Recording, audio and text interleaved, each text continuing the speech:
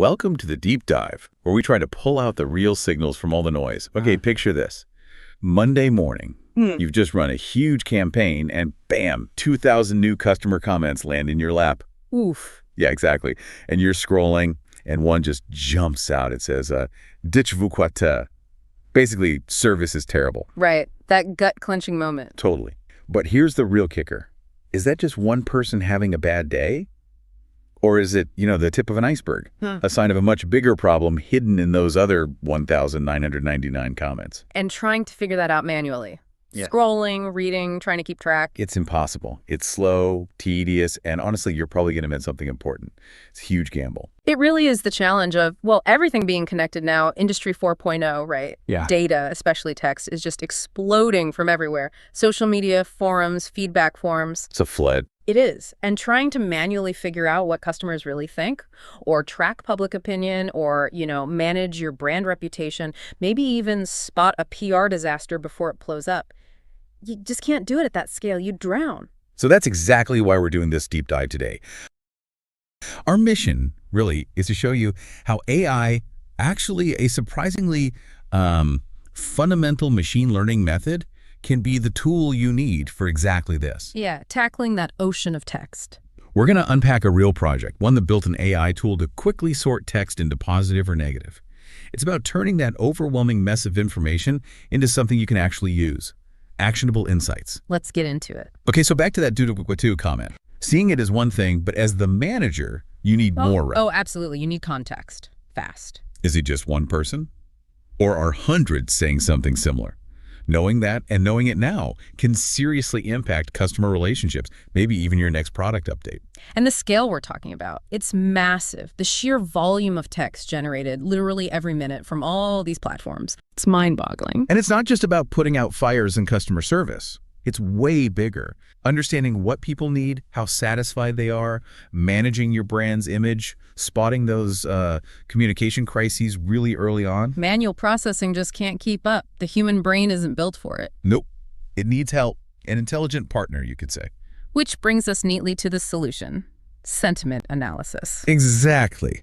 This whole field, it sits right where AI and machine learning meet, and it's designed specifically to pull out that emotional tone, the feeling, from text data. And the project we're looking at today, it took a really elegant approach.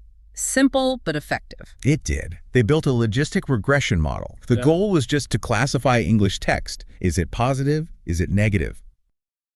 Straightforward. What I find really cool about this is that it's not just solving a business problem. It's also like a perfect little case study for anyone wanting to understand the whole data science workflow. Yeah, from start to finish. Building the data, cleaning it up, picking a model, training it, seeing how well it actually works. It's the whole journey. Right, so let's start at the foundation. Because any AI is only as good as the data it learns from, isn't it? 100%. And this project, they didn't just grab some off-the-shelf data set. They actually built their own. Called it Review Sentiment Analysis. Custom built. Why was that important? Well, a couple of reasons. It had 2,000 sentences, but crucially, it was perfectly balanced. Exactly, with 100 positive reviews, 1,000 negative. Balance. That sounds important. It's critical. It stops the model from just getting really good at spotting, say, negative comments because it's on more of them. Ensures it learns both sides fairly. Makes sense. And for you, especially if you're maybe newer to this, the data set was designed to be realistic but manageable. The sentences varied a lot, different lengths, contexts, ways of expressing things, even included, some everyday slang, maybe even mild bad language. Like you'd actually see online. Exactly. Reflects that messy reality of social media feedback. So the model learns robustly, but the data set isn't overwhelmingly huge to start with. Okay, so we have the raw comments, some good, some dites-vous quoi, but you can't just feed that raw stuff to an AI, right? Like cooking. You got to prep the ingredients first. That's a perfect analogy. Raw data is often, dirty. It might have missing bits, weird formats, special characters that mess things up. Feed that raw stuff in, you get a rubbish model. Garbage in, garbage out. Pretty much. Yeah. So data preprocessing isn't just busy work. It's absolutely fundamental. It's the bridge between that raw mess and a model that can actually learn something useful. So what did they do in this project, the prepping? They were meticulous. First, cleaning and standardizing. They got rid of any empty comments or ones with weird labels, make sure all the text was, just text as standard string format, trimmed extra spaces. Little details, but they add up. They do. And importantly, they standardized the labels, made sure everything was consistently labeled as either positive or negative. Nothing else, just those two, ready for the next stage. Okay, data's clean, but it's still words.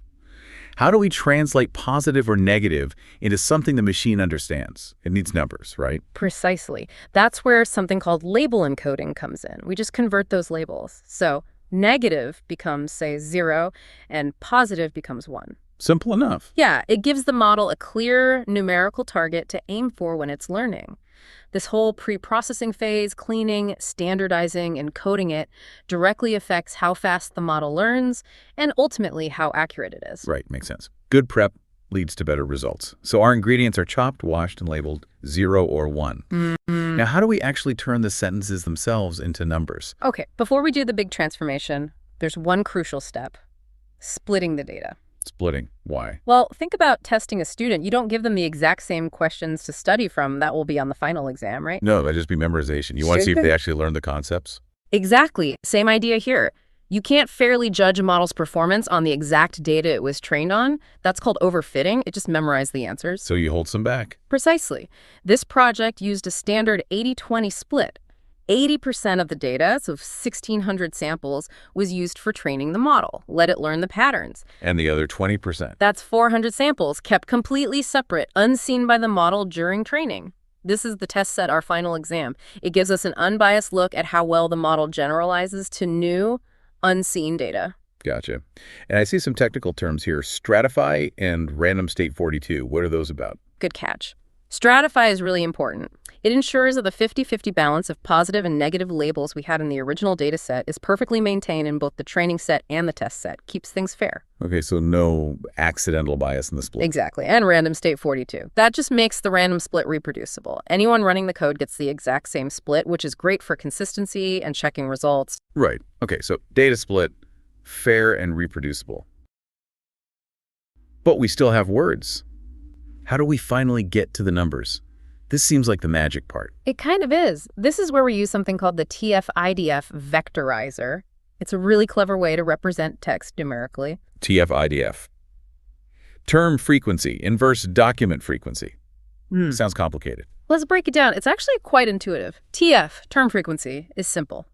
How often does a word appear in a single review or document? Okay, like terrible appears twice in one comment. Exactly. But just counting isn't enough. Some words are super common everywhere, like the, is, and. They don't tell us much about sentiment, do they? No, they're just grammar, mostly. Right. That's where IDF, inverse document frequency, comes in. It looks across all the documents, the whole data set. Words that appear everywhere get a low IDF score. They're downplayed. Words that are rare or appear mainly in certain types of documents, like maybe fantastic and positive ones, get a high IDF score. Yeah. They're seen as more important, more informative. So TF-IDF combines those two. It gives a high score to words that are frequent in one document, but relatively rare overall. You've got it. It finds the words that are significant for that specific piece of text. It filters out the common noise and highlights the meaningful terms. It's clever. And the project used specific settings for this. Yes, they configured it thoughtfully. For instance, in-gram range. This didn't just look at single words, unigrams, but also pairs of words, bigograms. Why pairs? Think about not good. The word good alone is positive, but the pair not good is negative. Capturing those bigograms helps understand context and negation, huge for sentiment. Makes a big difference. What else? They used mine F2, meaning they ignored words that only appeared in one single document in the entire data set, probably typos or very obscure terms, likely just noise. Okay, cleaning up rare noise. And max features 2,000 limited the vocabulary to the top 20,000 most important words or phrases based on TF-IDF scores. Keeps the data manageable. Focus on the impactful stuff. Right. Stop words English automatically removed common English words like a, the, is, which, as we said, don't carry much sentiment. Standard practice, I guess. Pretty standard, yeah. And finally, subliard F. True. This applies a scaling, basically, a logarithm to the term frequency. It just means that if a word appears, say, 10 times versus 5 times in one document, its importance doesn't double. It increases, but less dramatically. Prevents super frequent words within one review from totally dominating its score. So smoothing out the impact of repetition. Exactly. The end result of all this. Each sentence, each comment is transformed from a string of words into a vector of numbers, a numerical fingerprint perfectly ready for the machine learning model. Okay, the heavy lifting on data prep is done. Words are now numbers. Time to introduce the brain, the model itself. They chose logistic regression. Now, hang on. Regression usually makes me think of predicting, like house prices or stock values, continuous numbers. How does that fit with classifying text as just positive or negative? That's a really common question and a great point. The name is a bit confusing here. Despite regression in the name, logistic regression is fundamentally a classification algorithm. Okay, so it's built for yes-no category B type problems. Precisely. It was chosen here because it's, well, elegant in its simplicity. It's known for being very fast to train, which is a plus, especially when your input data, like our TF-IDF vectors, can have thousands of features. And importantly, it often works remarkably well for binary text classification like this. It's a fantastic baseline model. A strong starting point before trying anything more complex. Exactly. So how does it work for classification? The core idea is actually quite neat. Remember those numerical features we created with TF-IDF? The model learns a weight for each feature, basically, for each important word or phrase. So fantastic might get a positive weight and awful a negative one. You got it. The model then takes a sentence's vector, multiplies each feature value by its learned weight, and sums it all up. This gives a sort of overall score for the sentence. Okay, a weighted sum. Then what? That sum gets passed through a special mathematical function called the sigmoid function. What the sigmoid does is clever.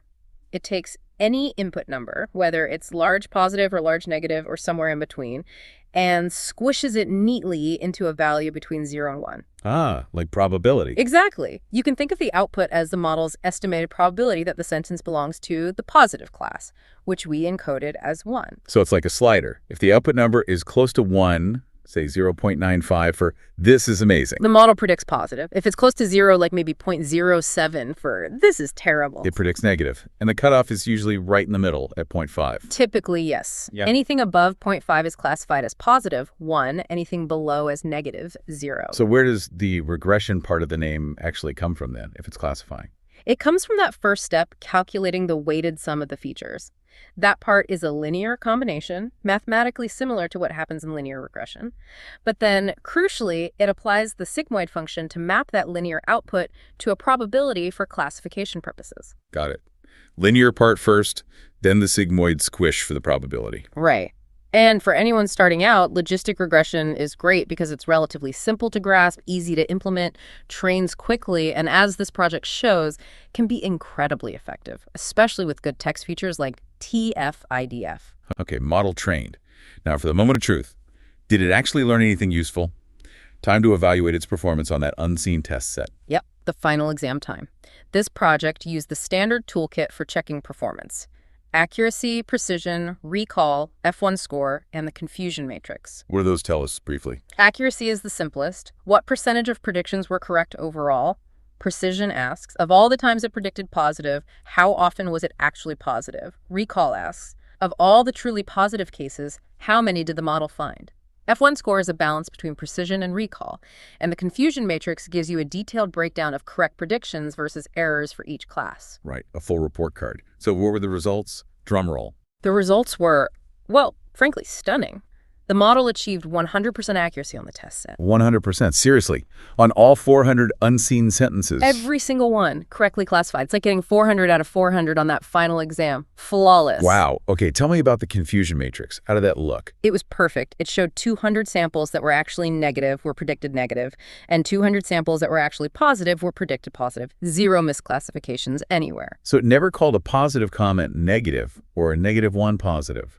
No confusion at all. None whatsoever. And the classification report backed this up. Precision, recall, F1 score, all perfect 1.0 for both positive and negative classes. Meaning it was both precise, didn't make false positive claims, Yeah. and complete. Didn't miss any true positives or negatives. Exactly. Just perfect performance on this specific test set. Okay, let's pause here. A 100% score. That sounds almost too good to be true for AI in the real world.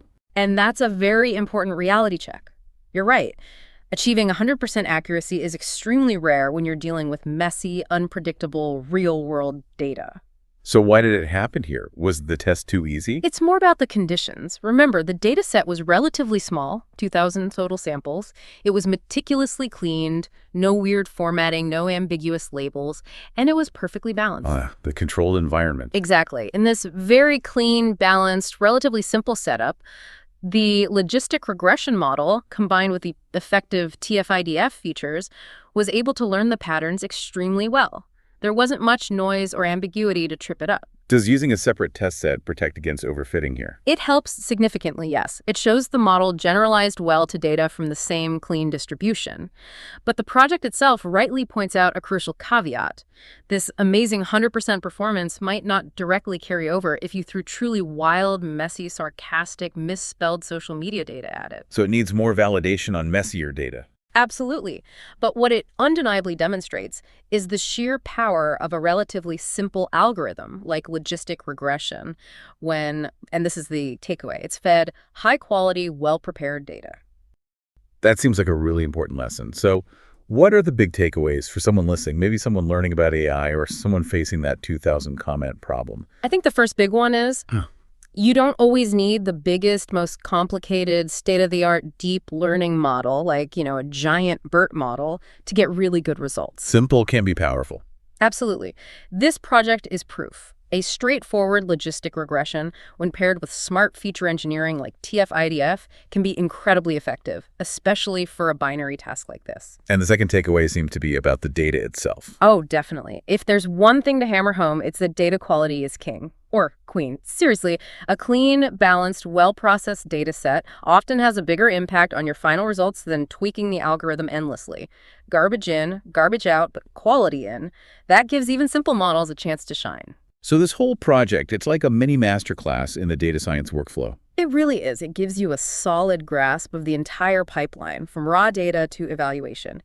It sets a fantastic foundation if you then want to go on and explore more complex AI techniques. You understand the fundamentals. Okay, let's wrap this up. We started with this daunting image, a manager drowning in customer comments, spotting that one "Dites-vous quoi tug" and not knowing what it really means. Yeah, that initial panic. And we walked through this whole process, carefully preparing the data, cleverly turning words into numbers using TF-IDF, and then training a relatively simple but robust logistic regression model. And the outcome, at least in this controlled test, perfect classification. It really drives home the point that sometimes the best solutions aren't the most complex or flashy ones, are they? Not at all. The real power often comes from, well, understanding your data deeply and applying the right tool thoughtfully, not just the newest tool. So here's something for you, the listener, to chew on. We saw a simple model get 100% accuracy on clean, balanced data. What do you think the real roadblocks are when you face the truly wild stuff? The messy spelling, the sarcasm, the evolving slang, the sheer nuance of real human language online. That's the next frontier, isn't it? It is. And how might this foundational understanding we've unpacked today, the importance of data prep, feature representation, even simple models, actually help pave the way for tackling those much harder, real-world language challenges? Something to think about.